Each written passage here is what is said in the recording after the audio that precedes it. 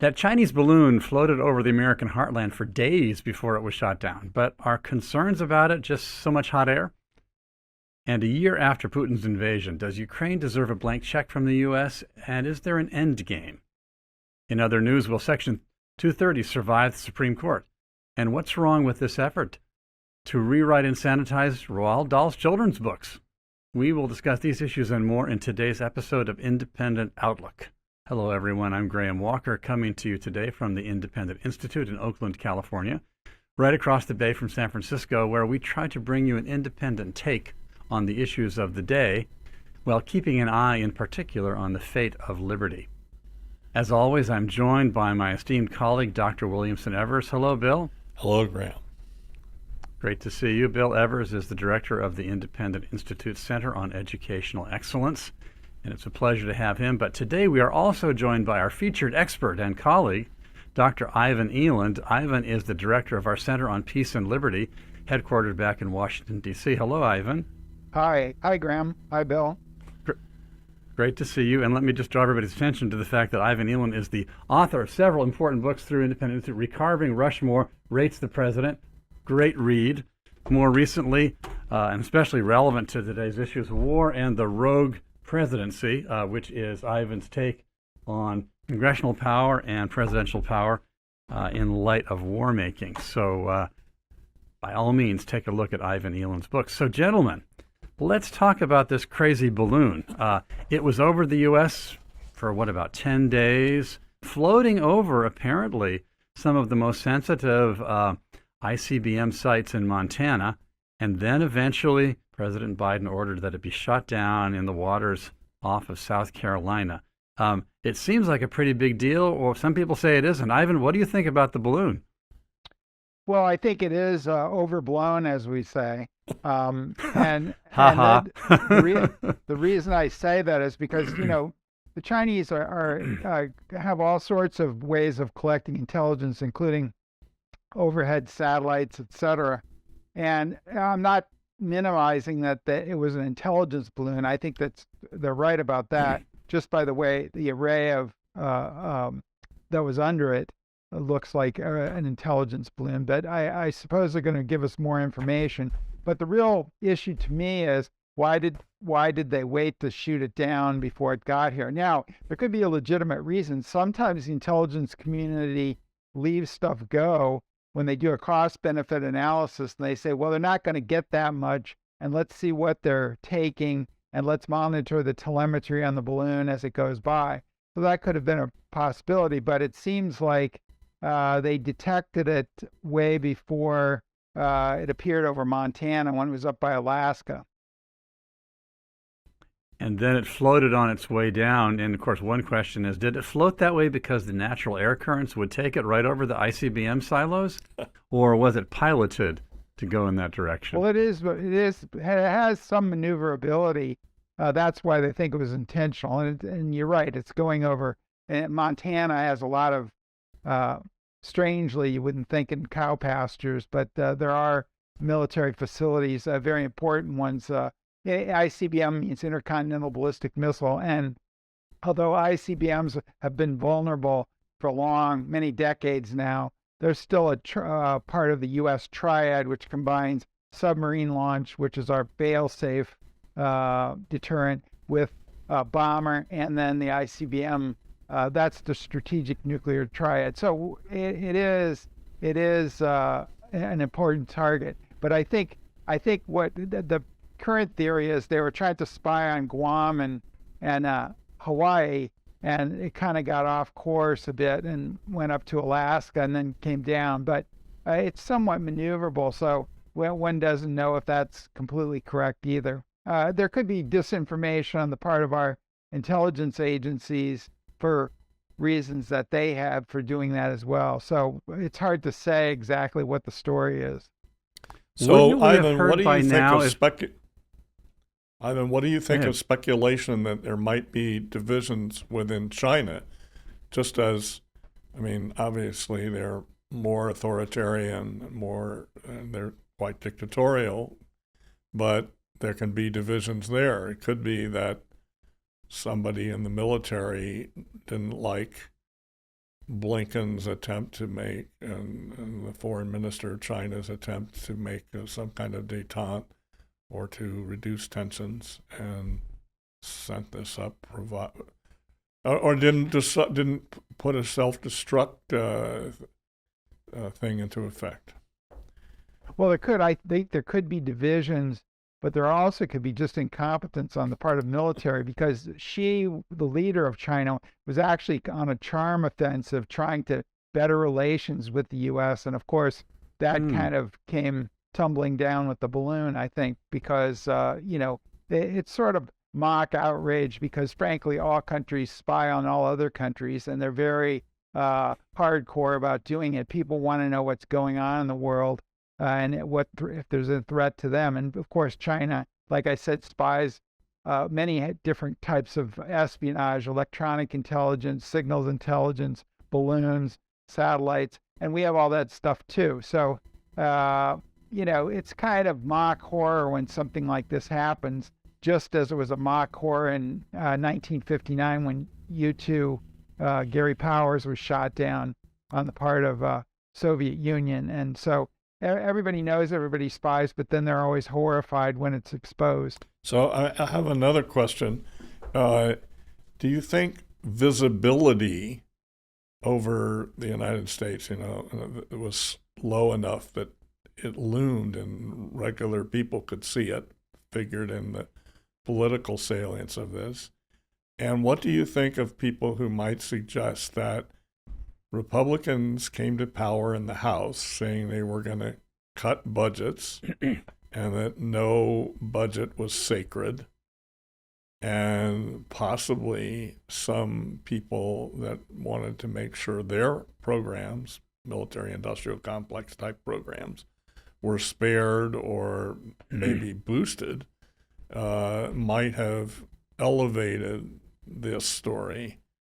What do you think of these possible questions? Well, of course, that's always a possibility, because what they want to reinforce, there's always a reason for this coming out. I think in this case, you're right. It was the fact that these balloons can be seen, and everybody is, of course, going, well, what is that, and where did it come from? And of course, then reporters start asking questions, and then they have to do something. So it could be that the U.S. military really didn't want to do too much about this at all, and then the people in Montana saw it, and people started asking questions.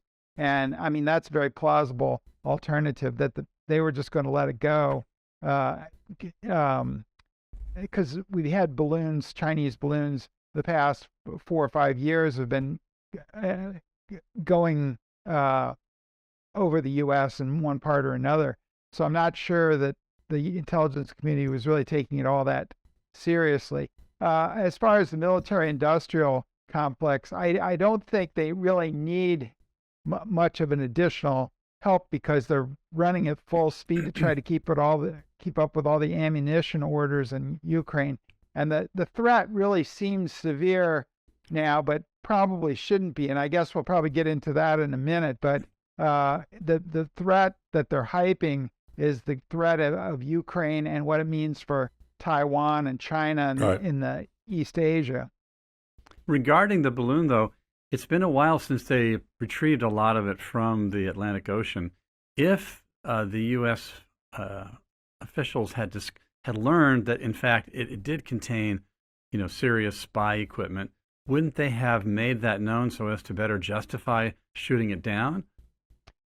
Well, they might. They may not want to release pictures of the actual device, but for technical reasons. But I mean, you would think they would put something out. I'm still waiting to see. They have to. It is somewhat of a time-consuming process, because you have to pick it off the ocean floor, transport, and then reassemble it on the shore. So I think we have to give them a little bit of time. But I mean, it could be that the Chinese are right and that it wasn't an intelligence. That would be so embarrassing. Yes, I would kind of doubt that, just by the way the pictures that were taken from the fighter jets on the array that was under the balloon. But we'll see. what happens. I think we have to give them at least a couple more weeks. But okay. then I think All right. I think your point is good. I think reporters really should keep on that and go, hey, whatever happened to the proof that this was an intelligence balloon? So if they never give information about what they really found in the remains, would that mean it was likely not a spy craft, or what would that mean? Well, silence is hard to interpret. Yes, it could mean that, or it could mean that they just don't want that it might give away something that they don't want to give away. That's giving them the benefit of the doubt, of course. Yeah. But China insists that this was not a spy balloon. But of course, that Eisenhower lied when U-2 got shot down in 1959, and then they produced the pilot. They said, it was just a weather plane, and they got off course or something. And they go, well, we get, then and Khrushchev trapped Ike into. He said, well, we got this military pilot here, and he was driving a spy Gary plane. Powers. So, I am old enough to remember this. Yes. Well, just barely. I can remember. And Eisenhower is thoroughly embarrassed by the whole thing. Oh, yeah, naturally.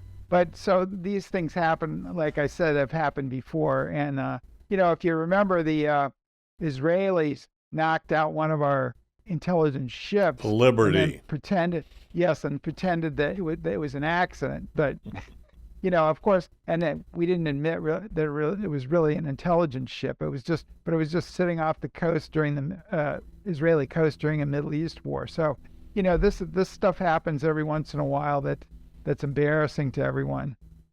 So let's turn our attention over to Ukraine and Russia. It was pretty stunning to see our president suddenly show up in Kiev side by side with Volodymyr Zelensky. And especially, it was more or less the 1-year anniversary of the Russian invasion of Ukraine. So there's President Joe Biden telling them that the U.S. and its allies will never waver in its support for Ukraine. And of course, he's saying that in Kiev, right at the same time when President Zelensky has been making clear his position is that they want to recapture all territories and make sure that Russia is completely humiliated. This struck me as a kind of dramatic gesture on Joe Biden's part. Was it warranted? Was it risky? What do you think, Ivan? Well, I mean, from a standpoint, if you want to back Ukraine to the fullest all the time, it was a masterstroke politically. But whether that's the right policy is another matter. I say we should turn this war over to the people that it affects the most, our rich European allies, over time. In the midterm. In the long term, I'm proposing a solution because I think most wars are not like World War II, where one side vanquishes the other. There's usually a settlement. And I would like to go back in history a little bit, which is a similar war. In 1940, the Soviets and the Finns had a war, and little Finland really gave the mighty Soviet Union a bloody nose. And these guys were on skis and everything else, and the Russians didn't know what to do. Well, at the end of the conflict, even though it's always been perceived that Finland won, and I think in that sense the Ukrainians have already won since they're still standing, right? When a monster is attacking you, it's the same thing, same situation. But even on that one, the Finns had to negotiate a settlement, and I think there will have to be a negotiated settlement, and I'm not sure that Ukraine is going to get back all its territory unless the Russian military just collapses. Now, the settlement between Finland and Russia, with Finland and Russia, the Finns had to agree to be neutralized, didn't they? Yes, they were. It was called Finlandization. But they also lost some territory in Karelia. Yes, they did. And they also, their foreign policy, they couldn't ally with the West. They had their economy. They could have a free market economy. They could have a free society, but their foreign policy had to be, neutralized or Finlandized, as it was said during the Cold War. But Finland really prospered under that that system. And I think Ukraine, if they did it right, they could do that same thing if they just stayed out of NATO and we just remained neutral. But now they don't want to do that because they're going to be paranoid about Russia, and with some justification, Russia, doing this again. But I think you have to have a stable situation so it doesn't. So my my solution in the long term, and nobody's ready for this yet, but I'm putting it out there, is I think we should have legitimate referenda in these areas, and which we didn't have before the Russians came in. You can't have a referendum when you have troops on the ground, like in Crimea and the Donbass, and everyone's intimidated. You have to have an international group in there monitoring. You have to have the troops pull back and everything, and let these areas decide. There are Russian-speaking areas, and there's also just ethnic Russians in some of these areas, and about 40% in Crimea. And so, you really should have some sort of a vote to where these people want to live, and it's a more stable long-term situation. And neither country will probably be happy with the outcome, but that's what compromise is anyway. So I think that maybe in the long term, that's the way to go: self-determination. There is a piece that you wrote for MSN News called "U.S. Should Turn Ukraine War Over to Its European Allies." We've reposted it to our website, independent.org. Very much worth a visit to our website, independent.org, to see Ivan's piece on this specific topic. And he also has a piece on his peace proposal of self-determination and referendums. Yeah, and I think that one is sort of a medium solution and the other one's a longer term solution. But I think, we have to put this in perspective. Russia has the GDP the size of Italy or Texas, right? And I think Texas actually has more GDP than Russia. So this country, the European Union combined, has more of a higher GDP than the United States. So these are all very wealthy countries, and they can do more to get more equipment there. And some of these systems that the U.S. is being asked, the Ukrainians are really going to have trouble operating, like the M1 tank. They can operate the Leopards and the Challenger and the Chieftains a lot better than they can because they're a slightly lower technology than they can the M1. And the fuel consumption rate on the M1, because it's so heavy, is gallons per mile rather than miles per gallon. That's a way of putting it. That's literally true. I'm not being facetious. You need tremendous logistical capabilities to have that tank in the field. Ivan, I noticed two other things I wondered if you comment on. One was Britain offering training to Ukrainians on Western fighter jets. And the second is some of these year of war reviews have said that Ukraine's economy is crippled and in terrible trouble and on life support from Western aid, while its military have good morale, have excellent training, and the reverse is true for Russia, that Russia's morale is terrible, that they don't have very well-trained troops. They lost a lot of equipment. They lost a lot of their elite troops.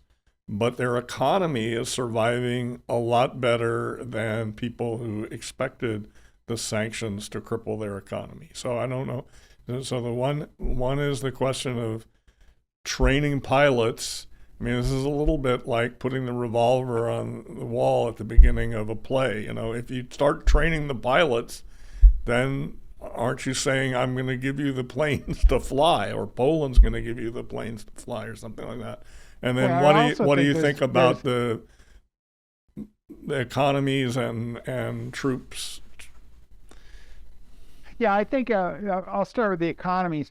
I looked at the figures, and really the government, it's really the oil revenues going into the Russian government. They say that Yellen was just on TV. Janet Yellen, the Secretary of the Treasury, was just on TV before we started recording this piece, and she said, "Well, we've cut oil exports of Russia by 50%, but and even if that's true, it's not all those revenues don't go to the government. So if you say that 40% of the exports are oil and 23, we've interdicted 23%, then you get only 9% of the Russian government revenues being reduced. So I kind of agree with that. I mean, I think there are projections for their economic growth that is a slight growth.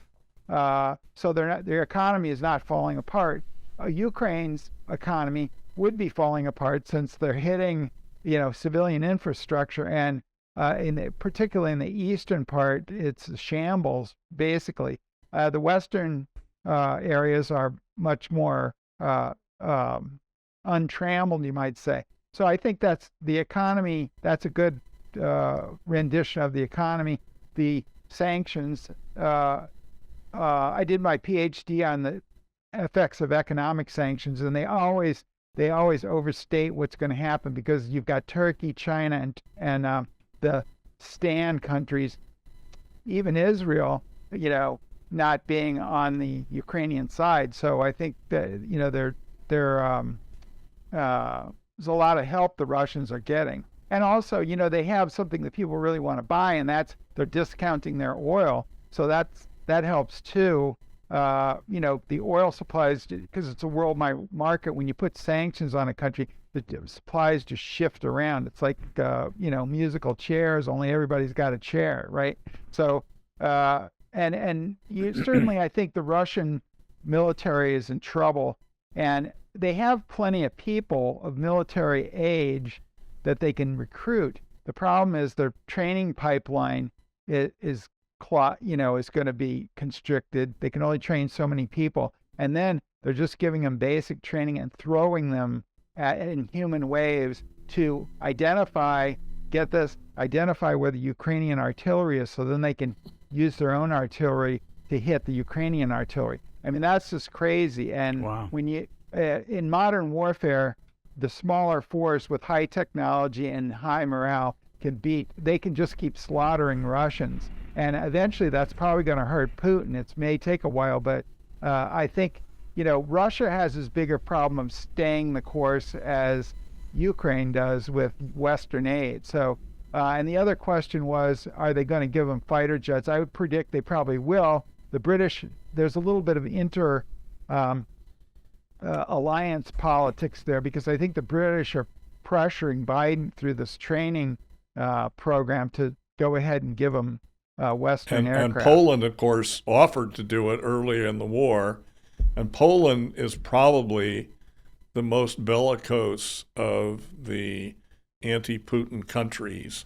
Thinking back to 1921, I mean, in a sense, when we're talking about the problems of peacemaking on the part of Ukraine is developing the mentality of Poland in the interwar years of, seeing Russia as intractably hostile and dangerous, and also developing something of the mentality of Israel, where every person of military aid has a gun in their house and has to go on periodic training. I mean, I think Leon Hadar had a quite excellent piece about how Ukrainian politicians are kind of preparing the society in Ukraine that has to be the future if they survive.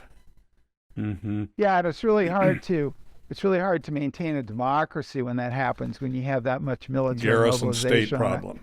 Yes, a constant. It's not like the U.S. used to do in the old days, where we didn't have a military at all hardly, and then we mobilized if we needed a war, and then we went back to not having a military. That's, when you have a military society and you're militarized all the time, like we were in the Cold War, like Israel is now, democracy has a tough time maintaining itself, and I think that's one of the things that people don't focus on. It's very important. And the second thing I would say is, when you have allies like Poland is going to be very aggressive, because they want Ukraine to be the frontline state, not them, right? Mm-hmm. It's like, that's why Poland wanted the Baltics in. They were big on the Baltics, because the Baltics are, right on the Russian border.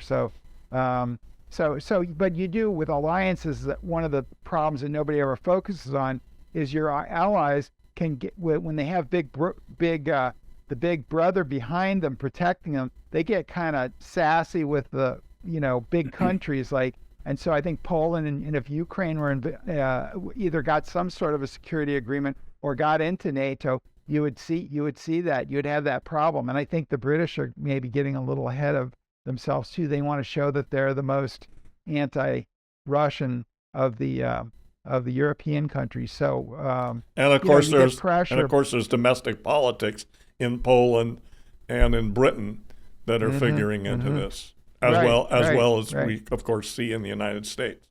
So it also seemed to me that poll data shows some drop-off, not a lot, of support in the American population for continuing at this rate of aid. And the people who are expert have dissected opinion polling in Russia and have found also a modest drop-off of public support. Of course, public expression of this is totally repressed right now, that we haven't seen since the communist period in terms of silencing critics. But there is polling that's going on, and you can pick apart the questions. Well, I think when you have a conscripted military like we had in Vietnam, look at the difference between we had a 20-year war in Afghanistan, 11-year war in Iraq, which is really still going on. It's in two segments, and there were hardly any protests. And initially there were with George W. Bush when he went into Iraq, but it wasn't like the Vietnam War where you had continuous protests, and that eventually helped, end the war there.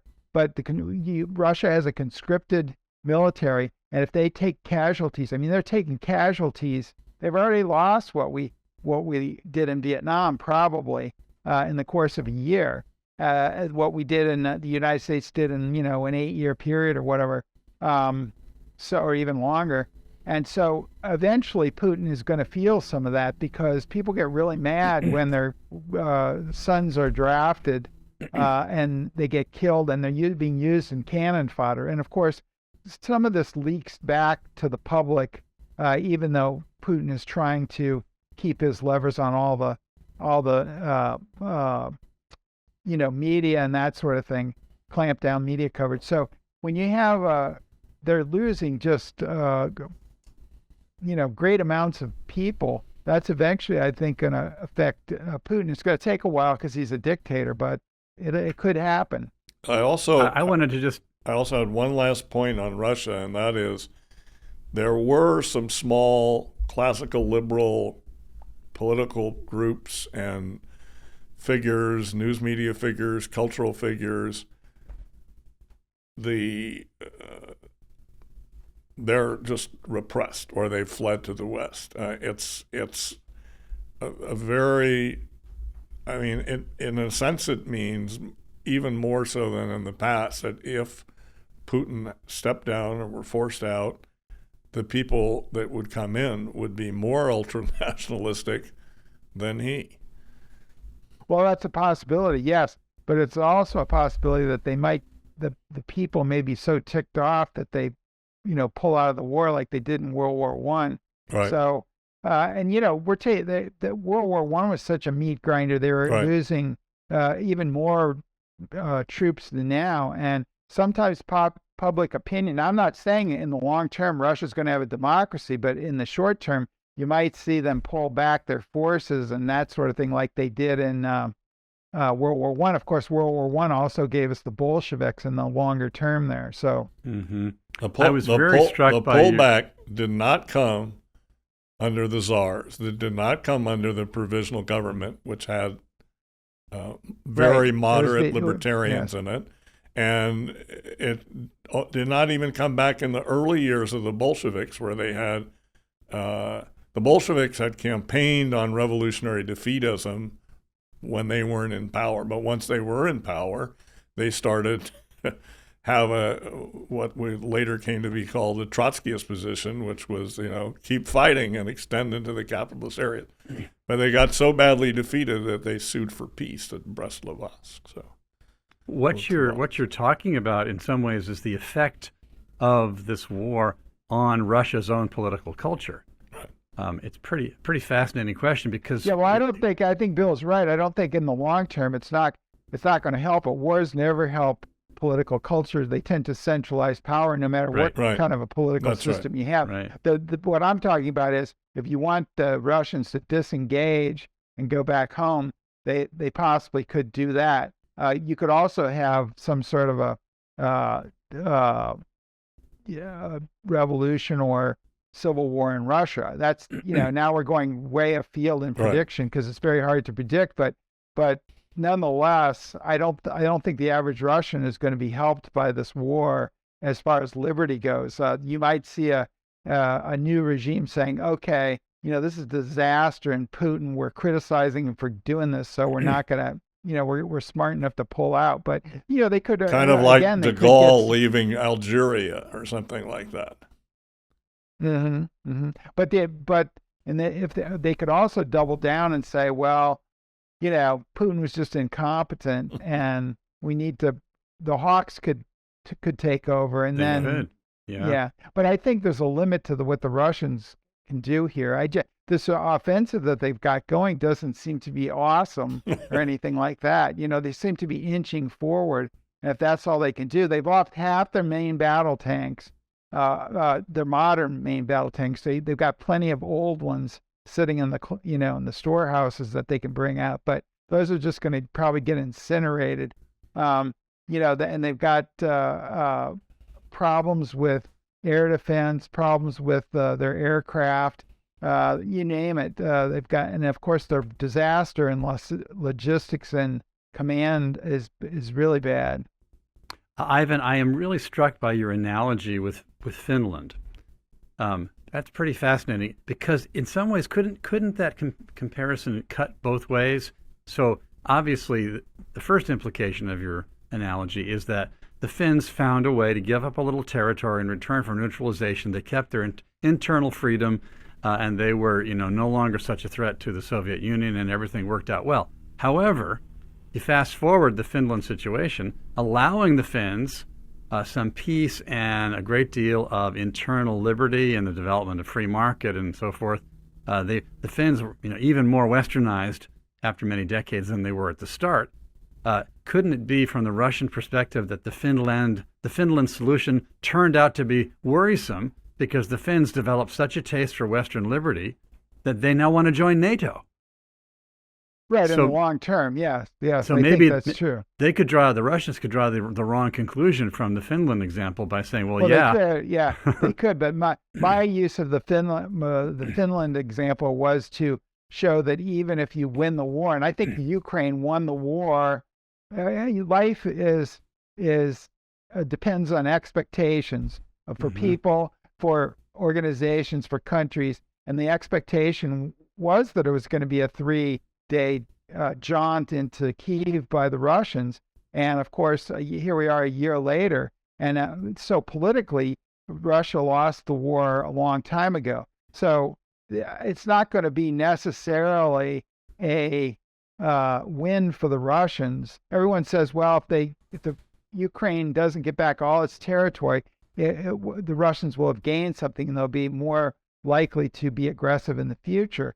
And I say, well, that's not necessarily true, because everybody knows the Ukrainians did better than expected and actually won the war. So they have a freedom to negotiate. Some of these territories are, the war is polarized, these places in the east and in the southeast. And a lot of these people may be more pro-Ukrainian than they were before, but there's still some Russians and Russian speakers in these areas that would be hard to govern after this because they're more polarized on the other side. So maybe it would be better for Ukraine in the long term, for stability, to have these referendums and see what happens.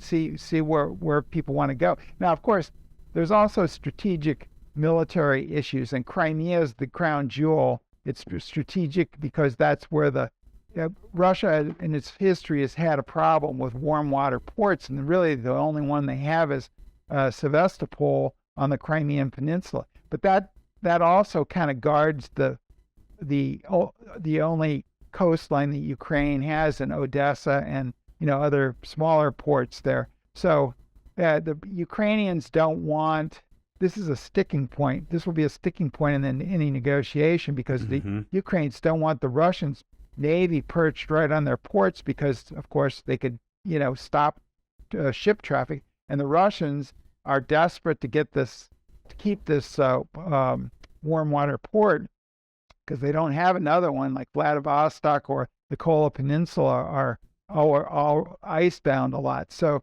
the Russians have a strategic interest in that. So, you'd either have to demilitarize the peninsula in any settlement, or you'd have to, share the port, which I don't know if that would work since the two sides hate each other so much. What if you did to Sevastopol what was done in Cuba? Doesn't the U.S. have a base on the Cuban mainland? A naval base? Well, that was the case. Well, that was the case before the takeover by Russia of Crimea. The Ukrainians had given Russia special rights in Sevastopol. Right. Yes. But so they could, but of course the Russians. I don't think that would be acceptable now because the Ukrainians would say, listen, they're trying to blockade us now. They could do that in the future very easily. They have their thumb on all our exports and imports. So that's going to be unacceptable. That arrangement is now unacceptable to the Ukrainians, I would think. In a historical perspective, to me, it seems almost inconceivable that Moscow would forever relinquish control over Sevastopol. Am I right or wrong on that? No, because historically, the Russians have always been frustrated that they didn't have more warm water ports. That's the one they had. Yes, that's the one they have, and that's the principal reason why Putin took that in 2014. Ivan, just going to a much bigger perspective still, should it make a difference especially to our European allies, that the animating ideas behind Putin's aggression seem to be Russian nationalism as opposed to the old animating ideas of the Soviet Union, which was socialist internationalism? There was, in principle, no limit to the expansion of the Soviet socialist empire. But doesn't there seem to be a difference with Russian nationalism? Isn't it more limited in its ideological aims? Well, I think Putin would like to restore the Soviet Union. He even said that, but not as a socialist. It's more of a fascist type of governance, but it's more nationalist. That's right. But his idea is Eurasianism, which is Belarus, Ukraine, the heart of the old Russia. Of course, he starts Russia, in the 800s when the leader there, Vladimir, was no in Kiev. Coincidence that, yes, and he converted to Christianity then. But the problem is that the Swedish Vikings really founded Kiev. The Rus. Rus is means those who row, and the Rus came down, and the Vikings, the Swedes, were the ruling class over the people who lived in Kiev before. So he kind of leaves that out of the the history. I would also mention to you, Graham, that a major aspect of Russian nationalism until the Bolsheviks took over was the Straits. In other words, taking over the area around the Dardanelles and Istanbul and so forth. And even the classical liberals, idiotically, instead of thinking they should get some kind of peace and attend to the land problems and, restore the economy in Russia at the closing part of World War I, which they didn't know was closing. But anyway, they thought the peasants cared about the Straits, which was crazy. One of the biggest mistakes in the whole history of classical liberalism. Well, and also, if you have this Sevastopol port, you still have to go through the Straits. So that's why Turkey and Russia have been at each other's throats. They're not so much now, actually, but that's why the potential is very serious. Yes, because they can have that port, but if they can't get through the Straits out into the Mediterranean, then they're bottled up in the Black Sea, which of course is why Turkey is so. They put up with Turkey and NATO, Turkey's antics, because they're strategically located on those straits. I'm going to change the subject in a minute, but one last little thing on this. Ivan, what do you think about China's latest statement in which they seem to pose themselves as a potential neutral mediator for calling for peace talks? Well, I think China, they haven't gone all in to help Russia. Now, Blinken said that they're picking up intelligence that they might give them weapons, but that'd be backing a loser. I'm not sure that's China's best thing. I think it would be better if China played the mediator. They're clearly, although Yellen said that they've closed off all this help that the Chinese and everybody else are giving, then that flashes on the screen. All these countries are helping Russia evade the sanctions. So, but now they're worried about that's non-lethal stuff or dual use stuff. But they're now worried about China giving actual weapons to the Russians. But I think the Chinese would probably be better, smarter not to double down on a losing cause. They could play Teddy Roosevelt in wrapping up the Russo-Japanese War. He got a Nobel Peace Prize for it. Yeah. So and they would pull a reverse. They would pull a reverse Nixon as inserting themselves into between the two. And they would look good to the U.S. public.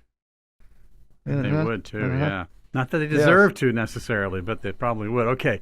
Changing the subject, if you don't mind. This has been totally fascinating. I want to throw in one last thing. Okay. Navalny, who was a leading opposition figure in Russia and who was a nationalist, but not a extremely crazy one, but still quite nationalistic. He is not a classical liberal. He is certainly also not a socialist. But he used to favor Russian retention of Crimea. And he has issued a national platform in the last few days saying, no, we should go back to our previous international borders. This is actually a very important step in terms of the underground dialogue within Russia. Agree or not? Is he going to suddenly fall out of a window? They have him in jail, so he doesn't have to fall out of a window. I think he's too prominent now to get poisoned like everybody else. But yes, that's true. I think that's true. Whether that will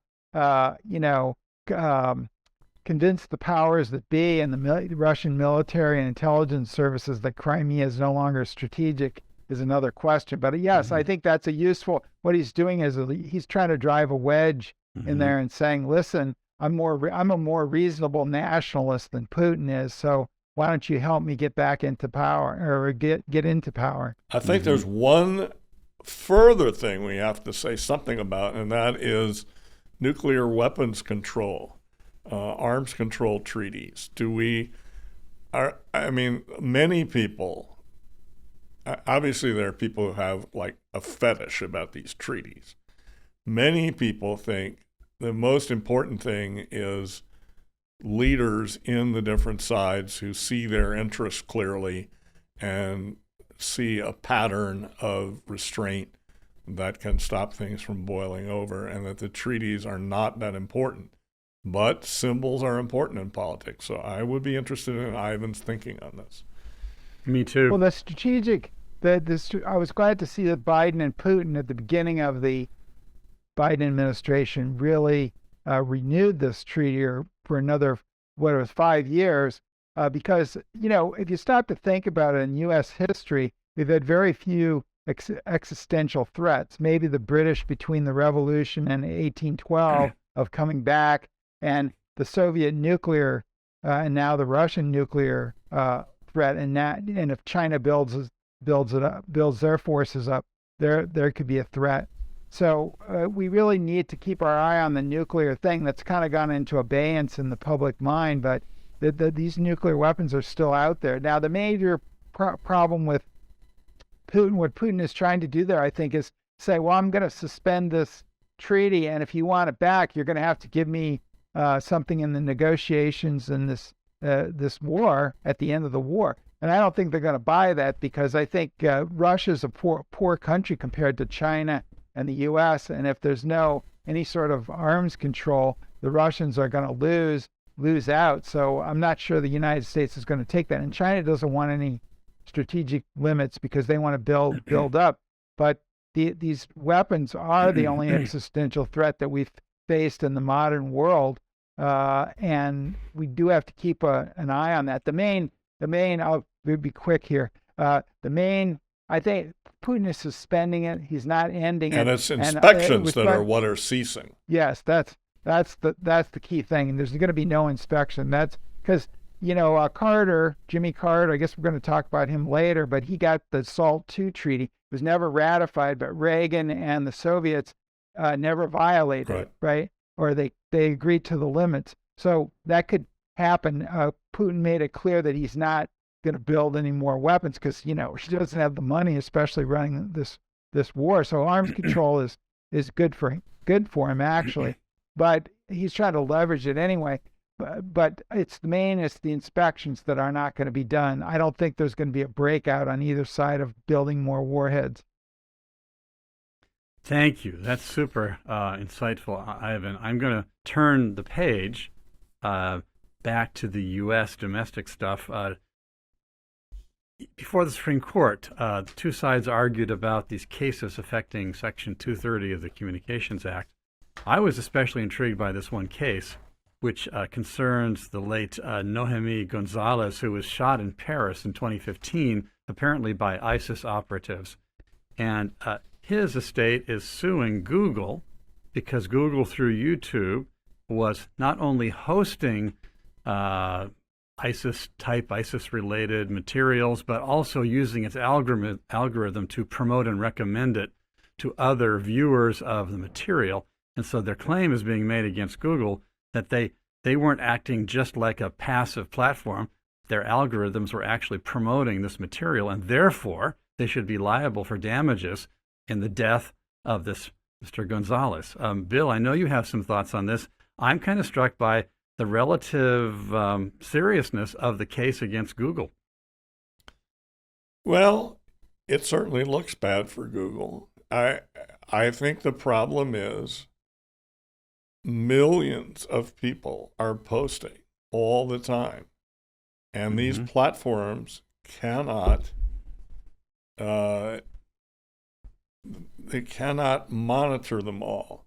And they try to use certain algorithmic things that pick up words or patterns or whatever, and they the way you get something like a potential terrorist ending up in the lap of terrorists is the algorithm follows through on what you've liked or what you've read or what you've reposted.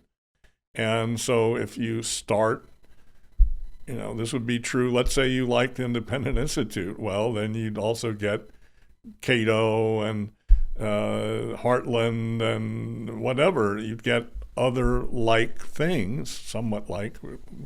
We differentiate a bit too. But the point is, the algorithm doesn't know you, and it knows the similar things. And so it's very hard for the platform owners to somehow do this. And if you make them liable, you're going to have business disputes, you're going to have personal jealousy rivalries, you're going to have ex-husbands and ex-wives, they'll be consumed and they will close down, or they will, be about kittens. And I mean, until anyway, but Bill, I think I made my point. And this is what the court said. The people that talked among the Supreme Court justices, they said, this is a very complicated thing. It's potentially overwhelming. It's not really our job to give technological advice or diktats. If Congress wants to kill itself trying to do this, and by the way, they've many senators and representatives have said, oh, yes, terrible.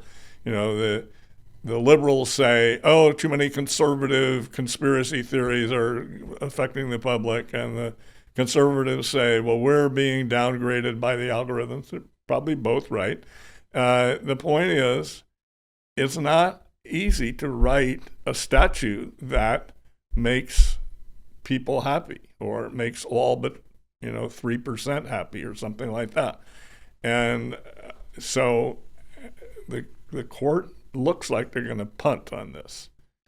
But would they have to? Would Congress really have to make a detailed statute if they just remove the liability exemption from these companies? All these things that I just had in my quote unquote parade of horribles, if I may quote Oliver Wendell Holmes here, would happen. In other words, all business disputes would be sued over this. It would be an unending catastrophe for all the platform owners. They could not possibly do the monitoring, and they could not possibly handle the legal costs. But the issue that's intriguingly different about the Gonzalez case is that what's being contended here is not that they should be responsible for all the content posted to their platform, but rather that they should be responsible for the effects of their promotion of content. But it's the same thing that I just explained. If I may, I'm not trying to be... Look, no, keep going. If you like Independent Institute stuff, or you like Ivan Elam, you'll get William Ruger, you'll get Leon Hadar, you'll get Alan Donaldson, you'll get whoever, you'll get the people from the Quincy Institute, you'll get, you see, so their algorithm is picking up what you like and hyperbolically following through. Now, the complaint is, they went too far, but the computer doesn't know. The computer is just following through. But does the algorithmic activity have to proceed under the same exemption of the simple posting How would platform? you write the law? Please do not follow through on what anybody likes. Well, I mean... No, they wouldn't have to. I mean, if they get sued because their algorithms are radicalizing people, then maybe they could the very beginning of all this stuff, they didn't have algorithms. Everything just neutrally came out there. They could do that too. But that's not actually what the customer wants. The customer wants things that are similar to what they've looked. If they've looked at men's clothing stuff in the past, they want more men's clothing. So but it's not just the customers; it's also the advertisers too. I agree, and that's what funds it. But I understand the dissatisfaction. I think if you tried to pass a law or a regulation, it would be a worse internet, certainly from our intellectual standpoint. Look at we have a great example right now. The U.S. State Department, through its Institute for Democracy, is funding an international disinformation clearinghouse. Who is on this? Ugh. No. Reason Magazine is one that they're trying to drive all advertisers away from. Right. Okay. Charlie Kirk. Epoch Times, on and on. Now, we're not necessarily in agreement with all these people 100% of the time, but this is getting pretty close to the Independent Institute. Certainly, the Reason Magazine is getting pretty close to the Independent Institute's standpoint. This is the kind of monitoring and that would go on once you try to control this. That sounds bad. I can't understand how anybody. So the Josh Hawleys of this world think, well, I'm going to be in charge. Why do they think they're going to be in charge? And same with some sort of socialist on the left. Oh, we'll be in charge. No, it's going to be the usual managerial state type people that are going to be in charge, and it will be horrible. The other case that was being discussed at the Supreme Court at the same time was this one, Twitter versus Tomnet, which I think is much more straightforward and to which Bill's principles apply to me pretty obviously, because it has to do with hosting material, not with promoting hosted material. And so I would guess that the Supreme Court's probably going to come out where Bill predicts, because it's just too complicated for judicial resolution. Mm-hmm. But we'll see. I would think there's the flip side of that is right now the government with the Section 230 seems to be protecting these media companies, and if you let people sue them, then you let it shake out. You don't have to regulate anything. They'll maybe regulate themselves. But they can't. Millions of things are posted. How can they possibly? Let's say we advertise this as talking about increased violence in Ukraine. We wouldn't necessarily do that, but we could. And let's say the algorithm picked up violence. Okay? This is happening now, by the way. They're picking up something from us and giving it to people. So we could get buried or pushed aside for just some kind of random thing in our description that we didn't necessarily have a way of detecting. Or we'd have to put V*OLNC or something like that. It's right. It's an insane thing to get into the micromanagement of this more than they're already doing. But Ivan's point is that it wouldn't have to be micromanagement by bureaucrats. It could just be cases come through for liability. Okay, but you're going to destroy all the platforms. You're going to destroy their algorithmic promotion initiatives. Yes, but they need that for both the customer's interests and the advertisers. Okay. We have taken that one as far as we can take it for today. And that includes for Independent Institute. We want people that want us to find us. Yeah, we do. That's true. We do. So changing the subject yet again to something slightly different, but still of great interest to a lot of people. You know, there's these wonderful children's books by Roald Dahl.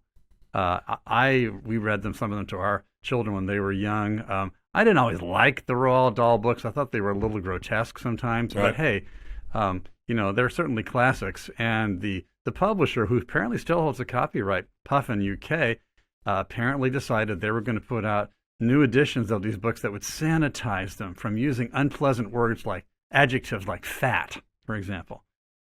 They were going to be cleansed from anything that might possibly offend contemporary postmodern sensibilities. And boy, did this throw up a ruckus.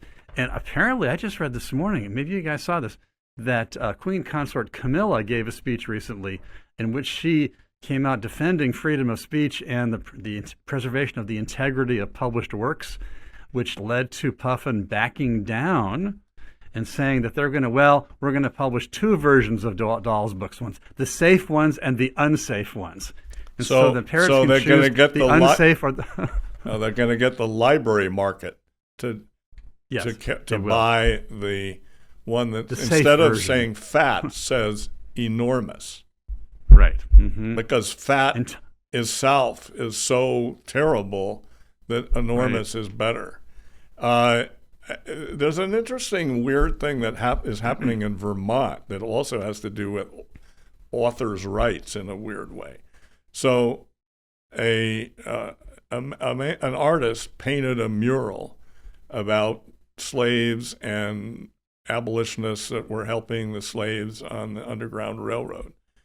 And some of the students and faculty and administrators at this art school where the mural is don't like it because it depicts bad things that were happening to the slaves. The guy that painted it, of course, was quite strongly anti-slavery and was celebrating Vermont's role in the Underground Railroad and so forth. But they don't like any depictions of things that were inflicted on the slaves. So they want to cover up or take down or rip off or paint over or cover up the mural. But, and this is the weird thing from a property rights standpoint, you think, well, they own the mural, right, at the school, they can cover it up.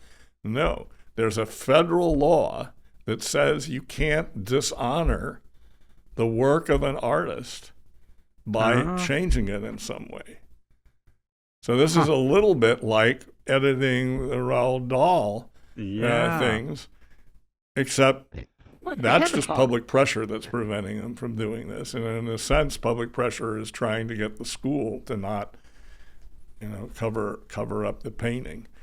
Anyway, it's an interesting problem. It's kind of a crazy federal law that says you can't disrespect an artist's work. Yeah, but work. Disrespect is a pretty ambiguous word, isn't it? I'm not sure that's a good word to use. You can't disrespect it even if you own the painting. That's correct. Now or whatever. That is the federal statute.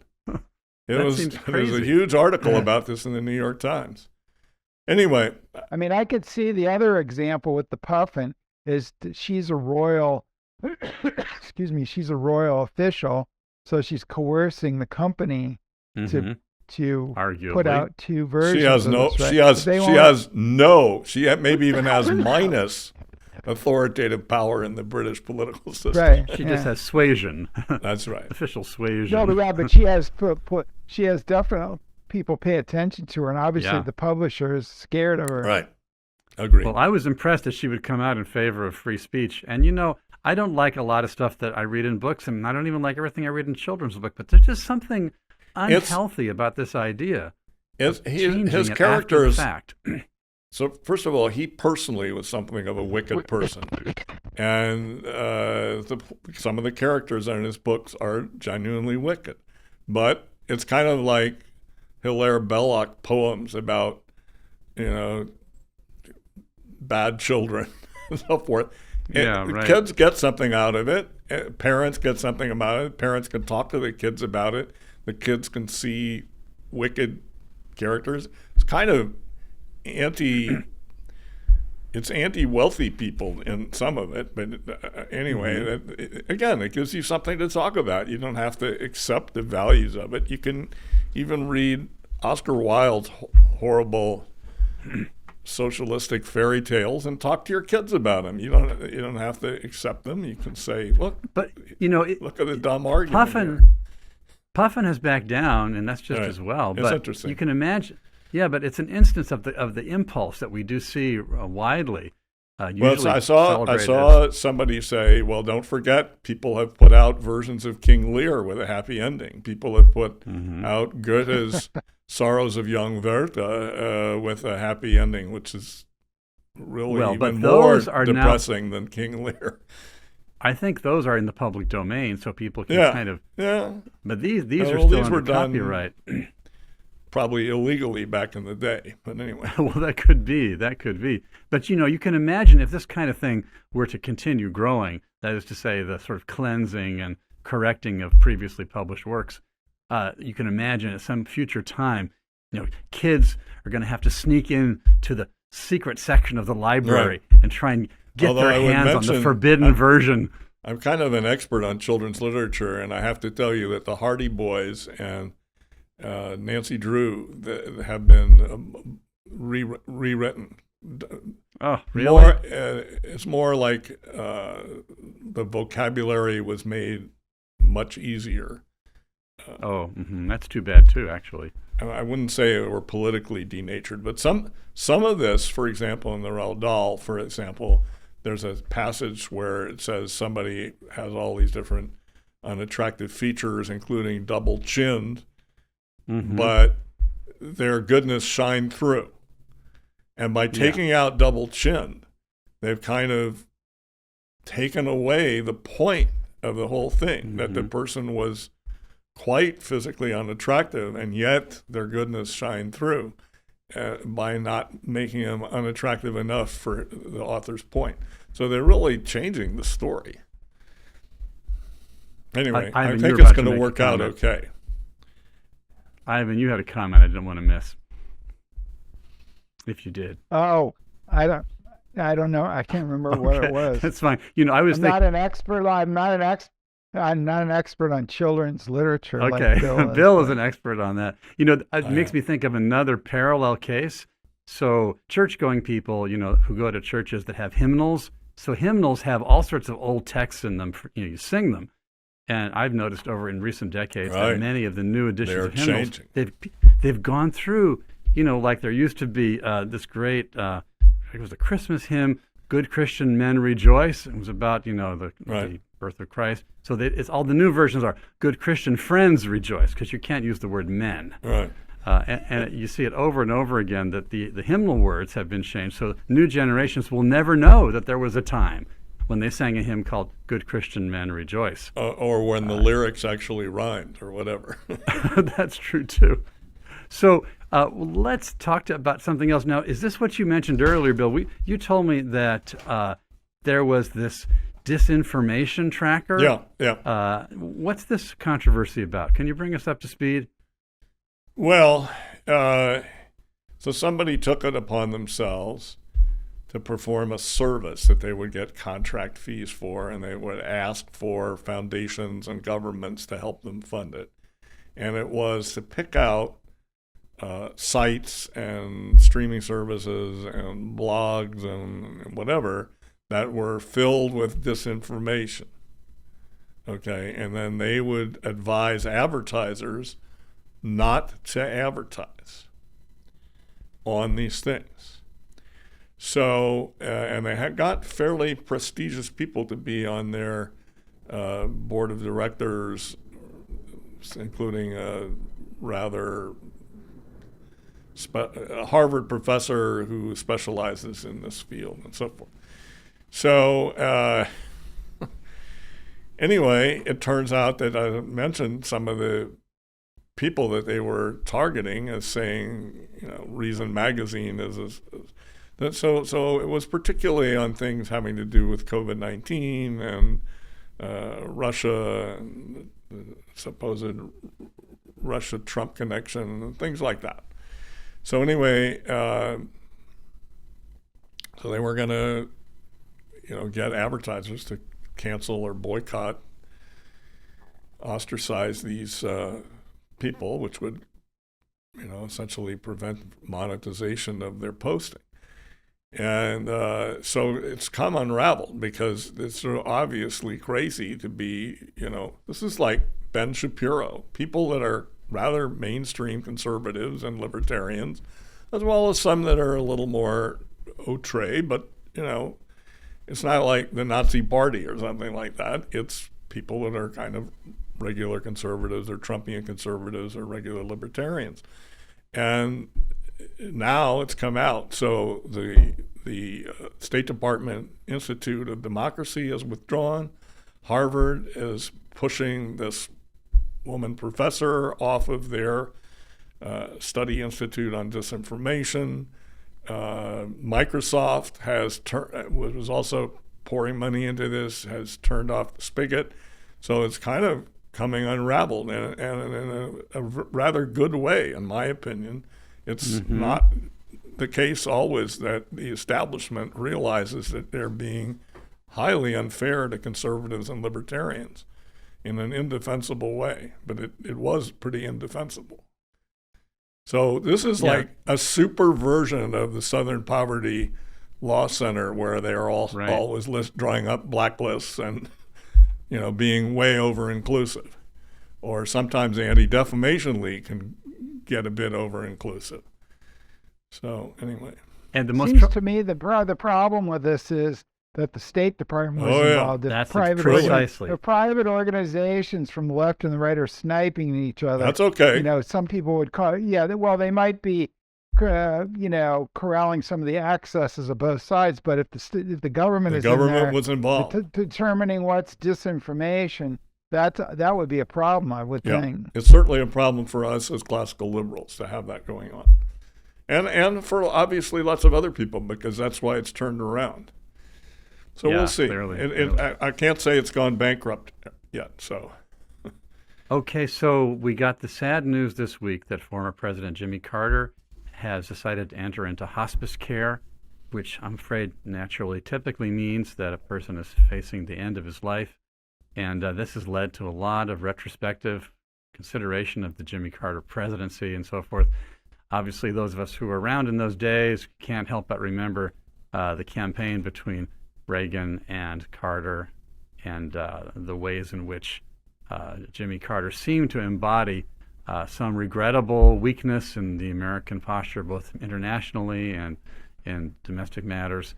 But there's been kind of a reconsideration. You pointed out to me, Bill, that some people are looking back and pointing out to Jimmy Carter as a great deregulator, like airway tickets and interstate trucking. That's an interesting point. Does he deserve a little more praise as a deregulator, Bill, do you think? I think so. So He appointed Alfred Kahn as the head of the Civil Aeronautics Board. He was a prominent economist, a Democrat, but somebody who understood the functioning of the market. And they rolled back the controls on passenger aircraft. And they also followed through similarly with freight, railroad freight. And the thing that's kind of charming is home brewing. So we had very few beer breweries in the United States at that time. And so home brewing turned out to be the incubator of things like Sam Adams, Sierra Nevada, lots. We have now hundreds and hundreds of these breweries, some of them small, excellent craft breweries, that stemmed from deregulation of home breweries. So there were other things that had to follow on to that for the brewery, huge, I want to say explosion, but I don't want breweries to explode. But we don't want them to explode. The large increase in numbers of breweries.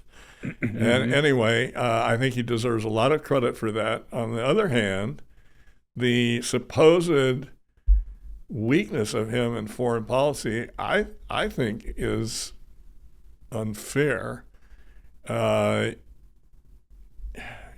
go through this. I mean, there was Ivan, listen carefully because we want you to weigh in on this, Ivan. After Bill I want to just defer to Ivan to talk about the foreign policy side. I think that makes sense. Yeah. Well, I think Jimmy Carter. I give him another bad. Another bad is starting the U.S. Department of Education. Yeah. Yes, that was I think domestic. The worst. Yeah, but I think in foreign policy, he did one of the reasons that he didn't get elected was the economy. The other one was the hostage crisis. But in the hostage crisis, I mean, he was. If he had attacked them, they would have killed all the hostages, and he didn't really want to do that. So eventually he got him out, but they purposefully waited till the presidency passed from Carter to Reagan before they released him. So he did eventually, have some luck there getting him out, but of course it ruined his presidency. Yeah, the other thing he did was he did the SALT II treaty, arms control. And also in the economic side, in addition to the four major industries that he deregulated either partially or fully, he nominated Paul Volcker eventually. Yes. I mean, that was very important. He broke the back of inflation. That's right.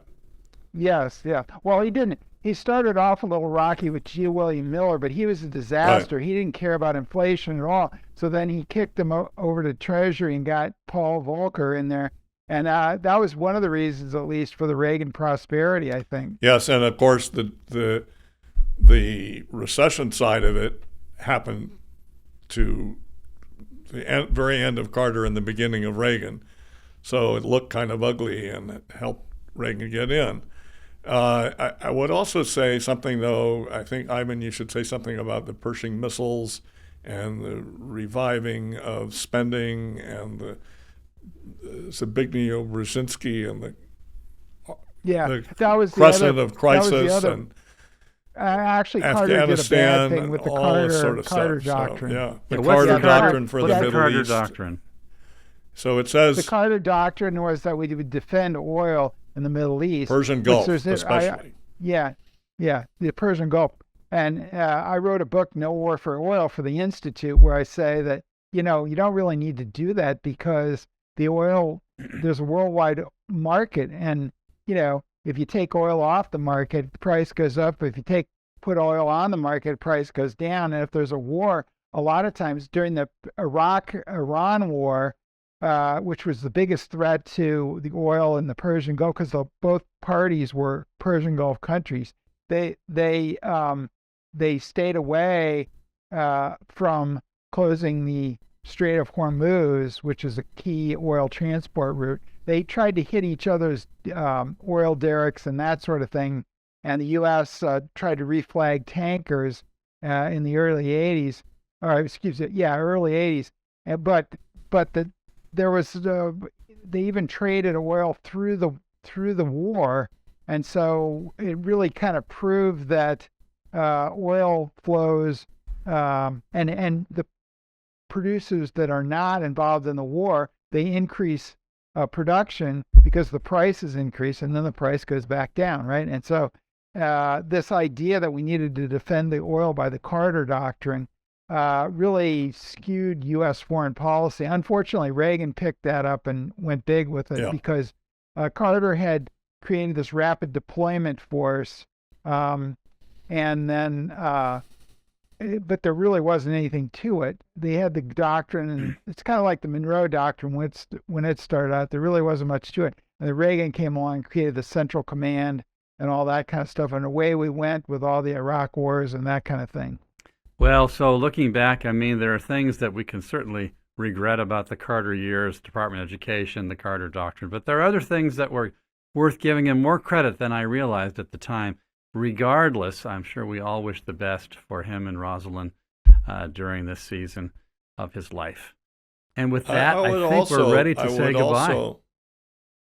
I'll just give one, as I say goodbye, I'll just also thank him for his work with Habitat for Humanity.